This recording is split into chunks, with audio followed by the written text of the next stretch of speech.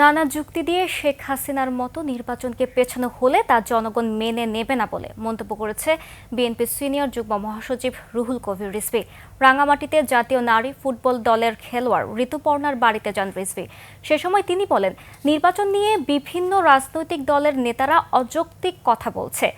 বিগত সরকারের আমলে ঋতুপর্ণার মতো আরও অনেক প্রতিভাকে ধ্বংস করা হয়েছে বলে মন্তব্য করেন তিনি। এর আগে দলের ভারপ্রাপ্ত চেয়ারম্যান তারেক রহমানের নির্দেশে ঋতুপর্ণার ক্যান্সার আক্রান্ত মায়ের চিকিৎসার জন্য আর্থিক সহায়তা তুলে দেন।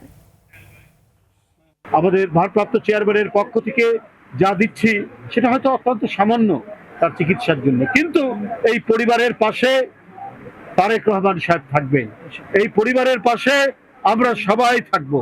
পরিবারের কাছে বলতে চাই, আপনারা নিজেদেরকে একা ভাববেন না, আপনাদের পাশে বাংলাদেশের বৃহত্তর রাজনৈতিক সংগঠন বিএনপি আপনাদের পাশে আছে।